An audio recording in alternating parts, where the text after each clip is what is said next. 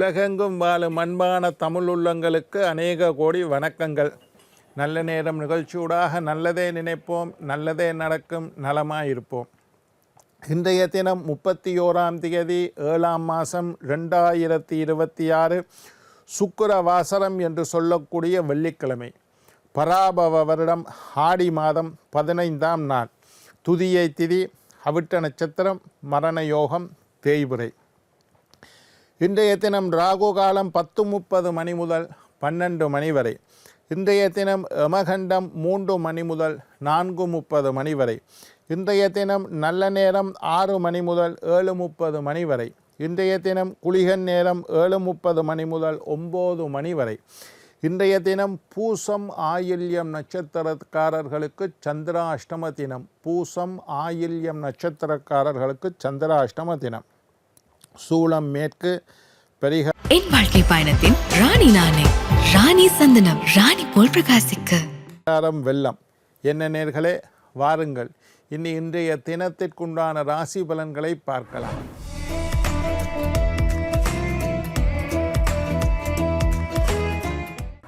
மாசம் வெற்றி, ரிஷபம் உதவி, மிதுனம் பக்தி, கடகம் சினம், சிம்மம் வரவு, கன்னி புகழ், துலாம் தனம், விருச்சிகம் ஆதாயம், தனுசு செலவு, மகரம் ஆக்கம், கும்பம் நன்மை, மீனம் நிறைவு. ஆன்மீக தகவல் பகுதியில் தொடர்ந்து உங்களை சந்தித்து வருவதில் மட்டற்ற மகிழ்ச்சி அடைகின்றேன். ஒவ்வொரு நாளும் ஒவ்வொரு புதிய அற்புதமான ஆன்மீக தகவல்களை உங்களோட பகிர்ந்து கொண்டு இருக்கிறேன். அந்த வகையில் இன்றைய தினமும் சில நல்ல விஷயங்களை உங்களோட பகிர்ந்து கொள்ளலாம் என்று காத்திருக்கிறேன். எங்களுடைய நிகழ்ச்சிக்கு நீங்கள் தரக்கூடிய ஆதரவு என்னை மகிழ்ச்சி அடைய செய்கின்றது. எங்களுடைய நிகழ்ச்சி சம்பந்தமாக, ஆன்மீகம், வாஸ்து, ஜோதிடம் சம்பந்தமாக உங்களுக்கு ஏதாவது கேள்விகள் இருப்பின் சக்தி டிவி நல்ல நேரம் நிகழ்ச்சி தயாரிப்பாளர் கீழ்கண்ட முகவரிக்கு கடிதம் மூலம் என்னை தொடர்பு கொண்டால் தொடர்ந்து வரக்கூடிய நிகழ்ச்சிகளில் தகுந்த கேள்விகளுக்குண்டான பதில்களை தொகுத்து தர காத்திருக்கின்றேன். சரி, இன்றைக்கு என்னத்தை பற்றி பார்க்க போகிறோம்னா வலம்புரி சங்கு. நான் நிறைய தரம் வலம்புரி சங்கை பற்றி பேசியிருக்கிறேன். ஒவ்வொரு தரம் பேசக்குள்ளேயும் ஒவ்வொரு புதிய விஷயங்களை எல்லாம் சொல்லியிருக்கின்றேன். வசதி உள்ளவர்கள் என்ன கேட்டீங்கன்னா, பணக்காரர்களுடைய ரகசியம், பெரிய தத்துவ மேதைகள், அதாவது பொருளாதார நிபுணர்கள் பணக்காரன் ஆகுவதற்கு என்ன வழி என்று நிறைய புஸ்தகம் எழுதியிருக்கணும். அதுகளை நானும் படிச்சிருக்கிறேன். அது பொருளாதார வல்லுநர்கள் பணக்காரன் ஆகுவதற்கு என்ன வழி. சில பேர் சொல்லுவினோம், சேமித்தது போக செலவு செஞ்சுட்டு மிச்சத்தை சேமிக்கிறது ஒரு வழி. ஆனால் பணக்காரன் ஆகணும்டா முதல்ல சேமித்துட்டு செலவு செய், இது ஒரு வழின்னு சொல்லிவினோம். இன்னொருத்தர் சொல்லிவினோம், திட்டமிட்டு வாழ்க்கையை வாழு, இன்னொரு வழி. இன்னொருத்தர் சொல்லுவினோம், பணத்தை செலவழிப்பதை விட சிக்கனப்படுத்துவது தான் பணக்காரன் ஆகுவதற்கு வழி. எதில் என்ன செலவு செய்தாலும் சிக்கனமாக யோசித்து செலவு செய்ய வேண்டும். இந்த மாதிரி. இன்னொருத்தர், அதிகமாக சம்பாதிப்பது மட்டும் பணக்காரன் ஆக முடியாது, செலவை குறைப்பது தான் பணக்காரனாக வழி. இது மாதிரி வழிகள் இருக்குது, அது எங்களுக்கு வேண்டாம். ஆன்மீக ரீதியாக பணக்காரன் ஆகுவதற்கு என்ன வழி என்றால், முதலாவது வலம்புரி சங்கு ஒன்று வாங்கி வீட்டில் வையுங்கள், பணம் உங்களுக்கு சேரும். பொருளாதார நிபுணர்கள் பணக்காரன் ஆகுவதற்கு என்ன வழின்னு சொல்லுறதை போல் நாங்கள் ஆன்மீகத்துக்கு வரோம். எங்களோட ஆன்மீக நிகழ்ச்சி தானே. இந்த ஆன்மீகத்தில் பணக்காரன் ஆகிறதுக்கு என்ன வழின்னா நிறைய வழி இருக்குது. குபேர யந்திரம், குபேர மந்திரம், யோகாசனங்கள், முத்துரை தியானங்கள், இந்த மாதிரி பிரபஞ்ச தியானம், ஆழ்மன தியானம், இது மாதிரி நிறைய விஷயத்தை எங்களுடைய ஆன்மீகமும் பணக்காரன் ஆகுவதற்கு நிறைய வழிகள். அதில் முதலாவது வலம்புரி சங்கு.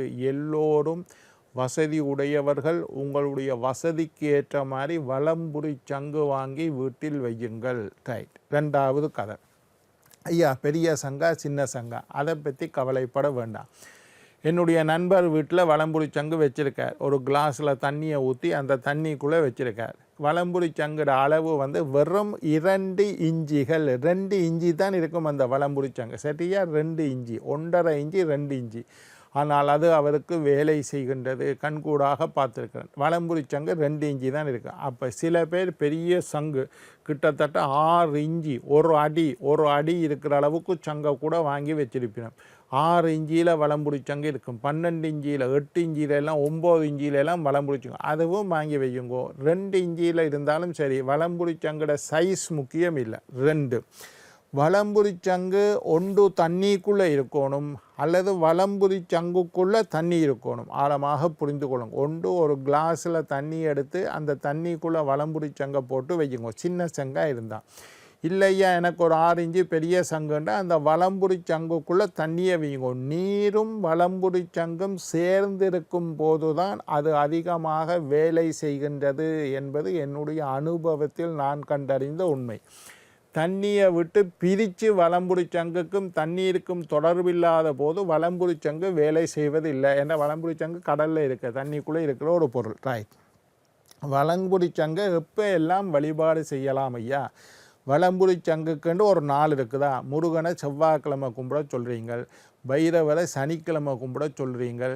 இந்த மாதிரி வலம்புரி சங்கை கும்பிடுவதுக்கு சதுர்த்தி அன்றைக்கு பிள்ளையாரை கும்பிடுங்கோ, சஷ்டி அன்றைக்கு முருகனை கும்பிடுங்கோ, ஏகாதசி அன்றைக்கு பெருமாளை கும்பிடுங்கோ. இப்படி வலம்புரி சங்கை கும்பிட்றதுக்கு என்ன நாளண்டா பௌர்ணமி திதி ரொம்ப விசேஷம். முதல் தரமானது பௌர்ணமி திதி.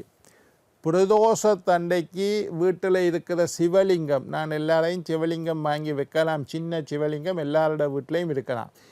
வீட்டில் இருக்கிற சிவலிங்கத்துக்கு வலம்புரி சங்கினால் பிரதோஷம் பின்னேரம் 4 மணிலேருந்து 6 மணிக்குள்ளே வலம்புரி சங்குக்குள்ளே பாலை ஊற்றி, தண்ணீரை ஊற்றி, இல்லை பன்னீர் ஏதாவது ஒன்றை ஊற்றி சிவலிங்கத்துக்கு அபிஷேகம் பண்ணுவது ரொம்ப விசேஷம்.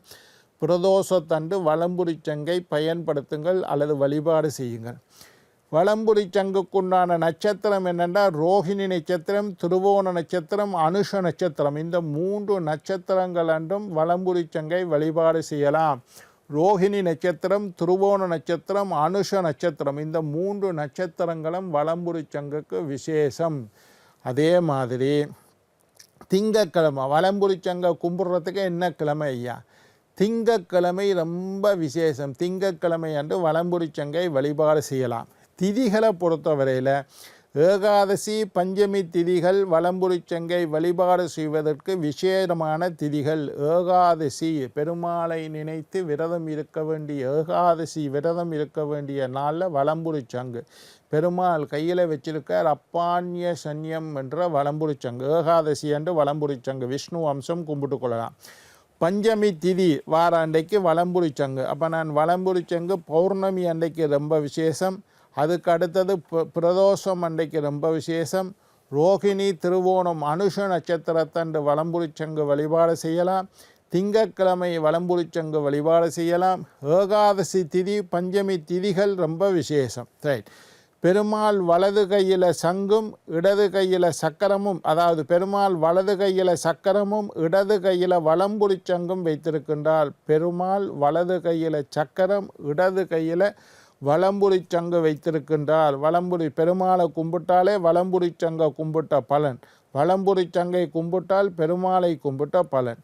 வடக்கு நோக்கி வைக்க வேண்டும். வலம்புரி சங்கட கூர் வந்து வடக்கு நோக்கி இருப்பது சிறப்பு. அப்படி இல்லாட்டி கிழக்கு நோக்கி இருப்பது சிறப்பு. தெற்கு மேற்கு வைக்க வேண்டாம். வலம்புரி சங்கினுடைய கூர் பக்கம், நுனிப்பக்கம், அடிப்பக்கம், கூர் பக்கம் வந்து வடக்கு நோக்கி இருக்க வேண்டும் அல்லது கிழக்கு நோக்கி இருக்க வேண்டும். வேறு திசைகளை வைக்கக்கூடாது. வலம்புரி சங்கு இருக்கிற இடத்துல வாஸ்து தோஷம் இருக்காது. உங்களுடைய வீட்டில் வாஸ்து குறைபாடு என்ன, வாஸ்து பார்க்க கூப்பிடுவினா, நான் வீடுகளுக்கு போய் வாஸ்து பார்த்து கொடுப்பேன். அப்படி வாஸ்து பார்த்து கொடுத்து அவர்களுடைய வீட்டில் வாஸ்து தோஷங்கள் தவறான முறையில் சில அமைப்புகள் ஏற்பட்டுட்டா, அக்னி மூலையில் இருக்க வேண்டிய அடுப்படி அக்னி மூலையில் இல்லை, ஈசான மூலையில் இருக்க வேண்டிய சாமி ரூம் ஈசான மூலையில் இல்லை, திறந்திருக்க வேண்டிய வடகிழக்கு மூலை அடைத்திருக்கின்றது, மூடி இருக்க வேண்டிய தென்மேற்கு மூலை துறந்து இருக்கின்றது, வடகிழக்கில் இருக்க வேண்டிய கிணறு தென்மேற்கில் இருக்குது. தென்மேற்கில் இருக்க வேண்டிய மேல்நிலை நீர் தொட்டி வடகிழக்கில் இருக்குது. இந்த மாதிரி வாஸ்து குறைபாடுகள் இருந்தால், வாஸ்து தோஷங்கள் இருந்தால், வாஸ்து மாற்றி அமைக்கப்பட்டிருந்தால் அவர்களுக்கு நான் ஒரு விஷயம் வாஸ்து கண்ணாடி வைக்க சொல்லுவேன். வாஸ்து தோஷத்தை நீக்க. ரெண்டாவது, வீட்டுக்கு முன்னுக்கு விரயஸ்தானம் லாபஸ்தானம் மேற்கு திசையில் வாசல் இருந்தால் பிள்ளையார் அல்லது ஸ்வஸ்தி சின்னம் வரைய சொல்லுவேன். இந்த மாதிரி வாஸ்து தோஷங்களை நீக்கக்கூடிய அற்புதமான சக்தி வலம்புரி சங்கு அல்லது கோமாதா சிலை வைக்க சொல்லுவேன். வீட்டுக்குள்ளே ஒரு கோமாதா பசு கண்டுவினுடைய பின் பக்கத்தை நக்குவது போன்றும் கண்டு பசுவினுடைய முளையில் பால் குடிப்பது போன்றும் ஒரு வட்ட சக்கரம் மாதிரி ஒரு அமைப்பு இருக்கும். அந்த மாதிரி ஒரு கண்டு பசு எப்பவும் கண்டை நக்கி கொண்டு இருக்கும். கண்டை நக்குவது போல பசு கண்டை முகர்ந்து பார்த்து நக்கும். அது மாதிரியும் கண்டுக்குட்டி பசுவிடம் பால் குடிப்பது போன்றும் ஒரு பசுவும் கண்டும் உடைய கோமாதா சிலையை வீட்டில் வையுங்கள், வாஸ்து தோஷம் நீங்கும். வாஸ்து கண்ணாடியை வையுங்கள், வாஸ்து தோஷம் நீங்கும். நான் குறிப்பிட்ட மூலிகைகளில் சாம்பிராணி போடுங்கள், வாஸ்து தோஷம் நீங்கும். அதே மாதிரி வலம்புரி சங்கு வீட்டில் இருந்தால் வாஸ்து தோஷத்தை நீக்கும். மகாலட்சுமி குபேரன் 2 பேருடைய அம்சம் வலம்புரி சங்கு. வலம்புரி சங்கு திருப்பாற்கடலில் மகாலட்சுமி தோன்றியது போல திருப்பால் கடலில் இருந்து தான் வலம்புரி சங்கு வருது. அதனால் லட்சுமி அம்சம் என்றும் சொல்லலாம். பொருளாதாரத்தை பொறுத்தவரையில் குபேரன் அம்சம் என்றும் சொல்லலாம். வலம்புரி சங்குக்குள்ளே துளசி நீர் வைப்பது, அதுக்குள்ளே கொஞ்சம் தண்ணீரை ஊற்றி அதுக்குள்ளே துளசியை போட்டு வைக்கிறது ரொம்ப விசேஷம்.